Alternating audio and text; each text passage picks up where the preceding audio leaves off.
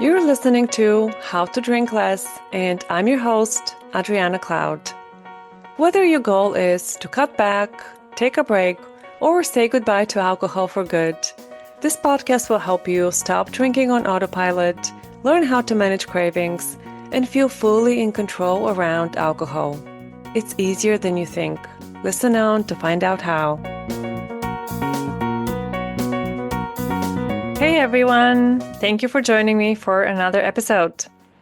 Last week, I talked about the trap of all or nothing thinking. And if you haven't listened to that episode, I highly recommend you check it out as well, because it goes hand in hand with today's topic, which is perfectionism. In fact, the two are really closely related and often used interchangeably. So if you're wondering what is the difference between all or nothing thinking and perfectionism, here's how I think about them. All or nothing thinking, or black and white thinking, sees everything as a choice between two extremes. Either I've succeeded completely or I have failed completely. Either I'm a normal drinker and I have no problem, or I'm an alcoholic. Either I stick to my plan not to drink tonight, or if I have one drink, I might as well keep going until I pass out. In this mindset, there is no room for in between or for nuance.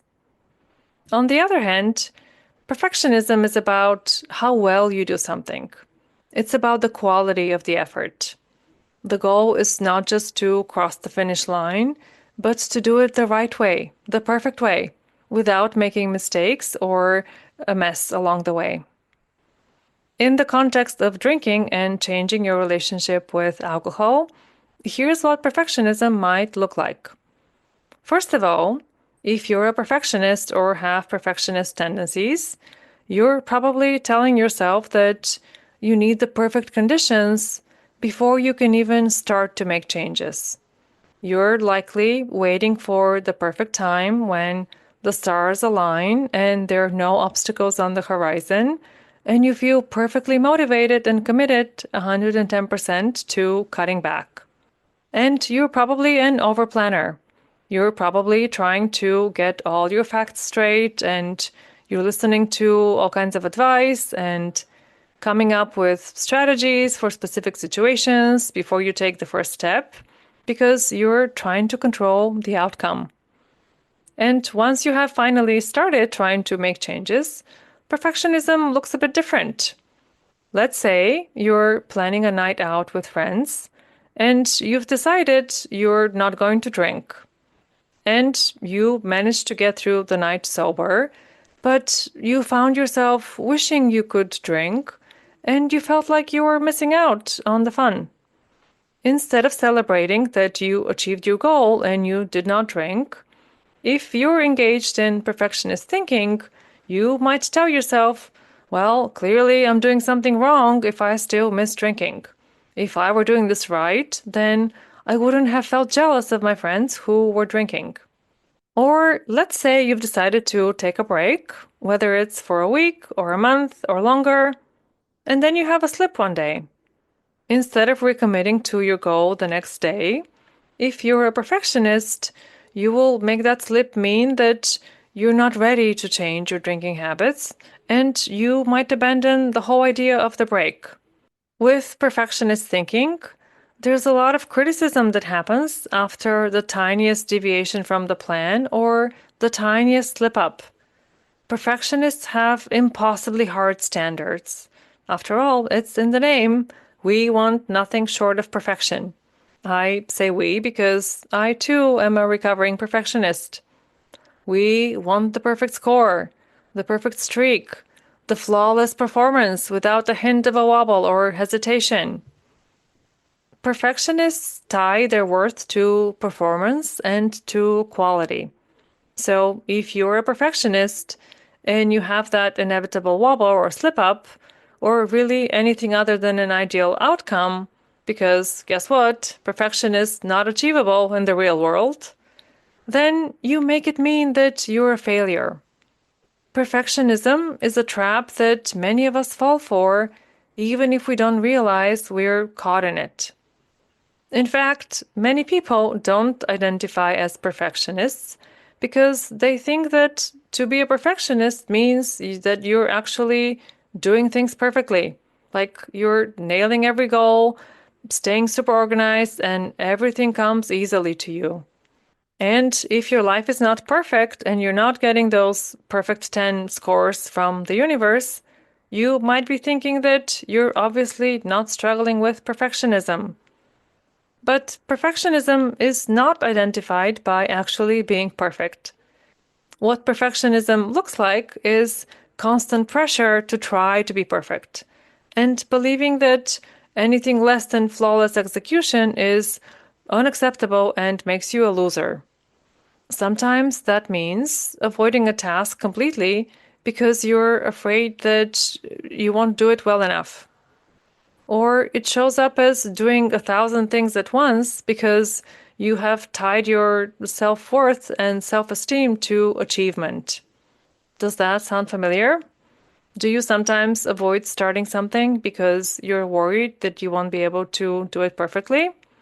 Or do you sometimes feel like you have to keep pushing yourself because if you're not constantly improving, then you're falling behind or you're failing? That's all perfectionism, my friend.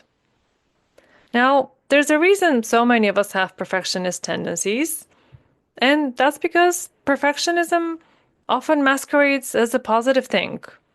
On the surface, it sounds like it's about having high standards.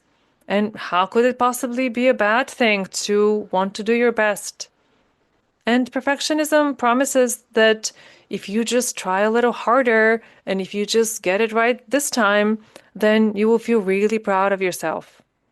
This can be motivating at first. You set big goals like wanting to change your drinking habits completely and to become an entirely new person. It feels like you're doing the right thing, shooting for the stars and challenging yourself to grow. But here's the catch.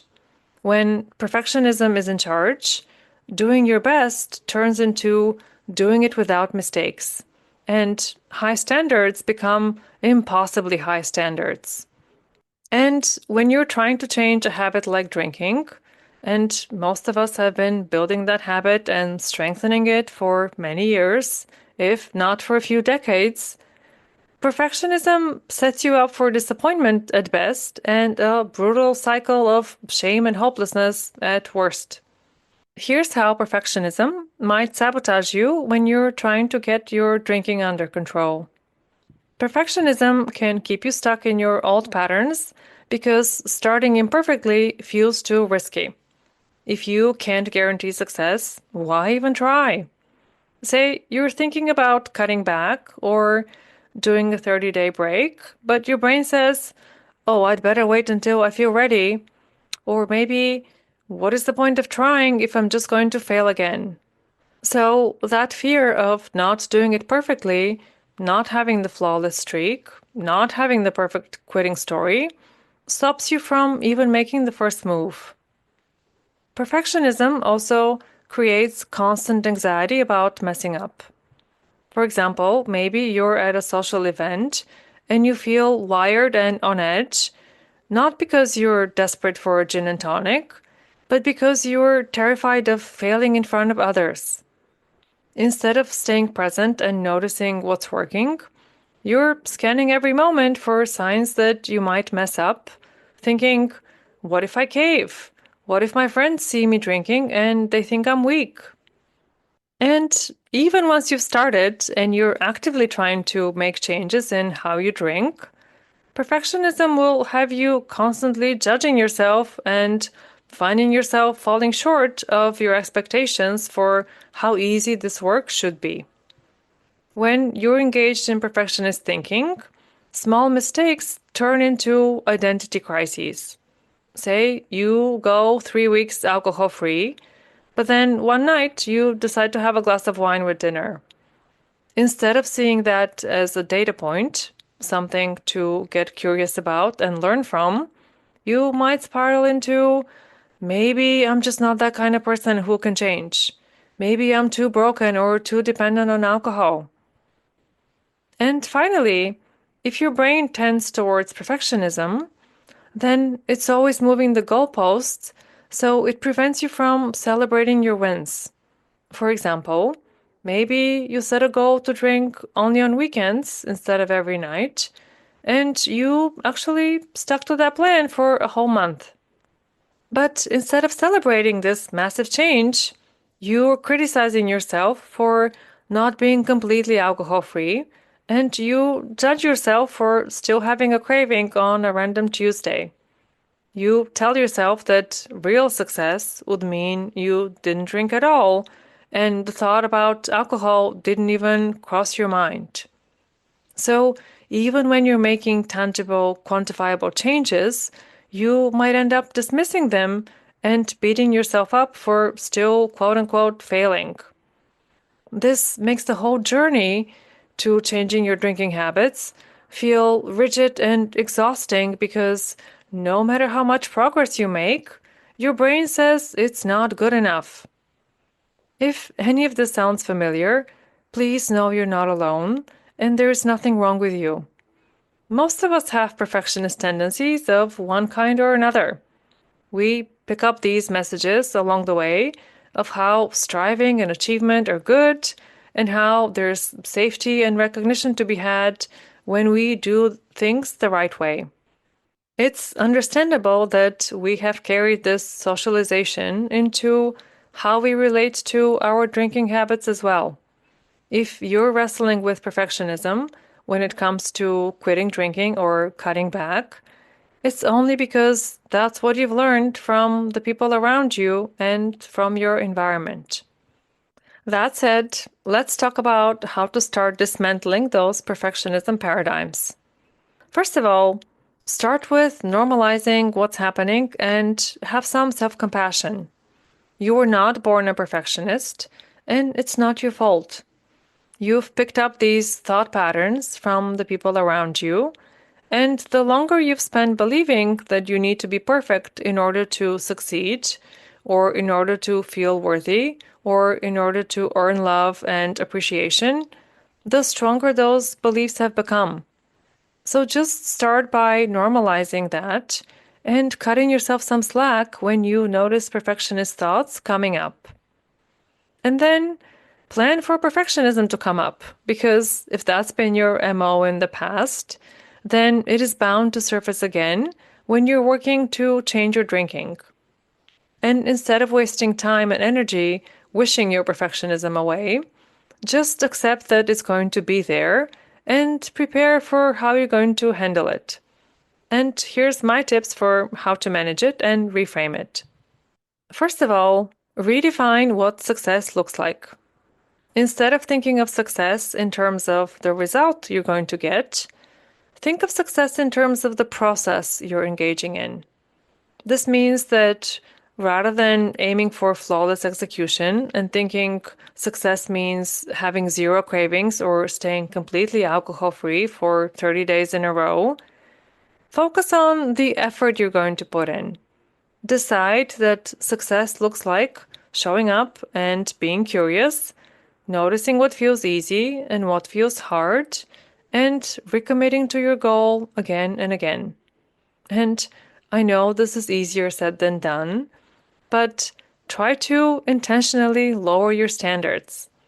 Normalize that change is not linear, and just because you want to have an obstacle-free path to success doesn't mean that that's what your journey will look like. The reality is that change has ups and downs. There's steep learning curves, and there's that awkward part in the middle where you have no idea what's really going on, and you're holding on for dear life as your brain and your body try to catch up. So acknowledge that and ditch the expectations for overnight success. And normalize and actively plan for slip ups because odds are they are coming. Not because you're weak or unprepared or broken, but because you're human. You are trying to break a deeply ingrained habit, and chances are that change won't be instantaneous or linear. The more you normalize that failure is part of the process, and in fact, a necessary stepping stone on the path towards growth, the quicker you're going to recover when you do have a slip up, and the more you're going to learn from that experience. Because if things do go perfectly to plan, you won't actually learn as much. That's just the truth. And when you're shooting for the perfect outcome, you don't pay attention to your actual experience. Let me give you an example. Let's say your goal is to go for a week without drinking, and you've defined success as 7 sober days in a row. And you get to the end of the 7 days, and boom, you've done it. You succeeded. You had 0 drinks, job done, yay, let's celebrate. That's all well and good, and you should celebrate. But if your only focus was on the result, you missed the opportunity to learn from the experience. How was it to go for a week without drinking? What did you notice?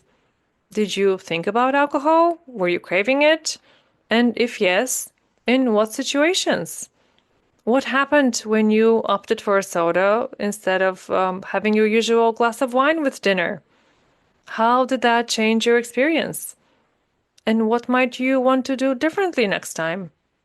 These are the kinds of questions that you don't ask yourself when your goal is just to stick the landing perfectly and you somehow manage to do that. And therefore, you're depriving yourself of useful information that could help you to make sustainable changes. This is why it is so important to focus not only on the outcome, but on the process of change. The other thing that I want you to start practicing, if you know you're a perfectionist, is how you're going to talk to yourself when you have a slip. Because again, odds are that slips will happen, and it's no use to anyone if you start judging yourself and you go into a shame spiral. So decide ahead of time how you're going to have your own back no matter the outcome. It might help to think of how you would comfort and support a dear friend who was in your situation. What would you say to them if they didn't meet their goal on a particular day? How would you encourage them to keep going? We always seem to have more compassion and patience for other people than we do for ourselves, but you can borrow from that compassion and turn it inward. Here's a few things you could remind yourself. Of course, this feels hard. I'm trying to change a deeply rooted habit. Struggling doesn't mean I'm failing. It means I'm doing the work. Also, remind yourself that what happens on any given day does not define your journey to a better relationship with alcohol, nor does it define you and your worth as a person. Remind yourself that it's bold and courageous and admirable and really badass just to take an honest look at your drinking and to try to do just a little bit better today than you did yesterday. Which brings me to my last point. When in doubt, focus on what's the next right choice. If things are going well, amazing. Just make the next right decision and keep going. If things are unfolding in a little less than ideal way, don't panic. Just ask yourself, what can I do next? Or what is one small thing I can do right now to move the needle in the right direction? That's how you counter perfectionism, by staying focused on the choice that's right in front of you. Breaking up from these patterns won't happen overnight, but every time you notice perfectionism and you choose to reframe and recommit, you're building your resilience and actually getting better at making changes. So, to recap, perfectionism is very common, and odds are you have some version of it at play already. A great question to deepen your awareness around this is, what do I expect it's going to look like for me to change my drinking habits? And see if you have some unrealistically high standards for the trajectory of that journey. The more you start noticing how perfectionism manifests for you, the easier it is to start reframing those thoughts and relating differently to your goals. Whether it's goals to do with drinking less, which is, of course, what we are talking about on this podcast, or any other goals you have in your life. learning to break away from perfectionism is going to serve you in every area of your life, not just in your relationship with alcohol. And the key to do this is to redefine how you think about success, to lower your standards, to expect and plan for bumps in the road, to decide ahead of time to be kind to yourself along the way, and to focus on what is the next right choice you can make. Because there is very little perfection in this world, and it's unlikely that you will encounter a lot of it on your journey to drinking less. Normalize that change is messy and non-linear, and lean into that, because you will learn a lot more when things don't go perfectly according to your plans. And really, in the grand scheme of things, perfection is so not the point. The point is to keep showing up and to have your own back in the process as you continue to build a life you want for yourself. Keep doing that. Imperfectly, messily, with as much curiosity and self-compassion as you can muster. All right, my friends, go forth and be imperfect, and I'll talk to you next week. If you're looking for practical advice for how to say no to alcohol and say yes to yourself, you will want to get on my email list. Sign up to receive my free guide with 7 steps to kickstart your sobriety. The link is in the show notes, so go and grab it now, and I'll see you soon in your inbox.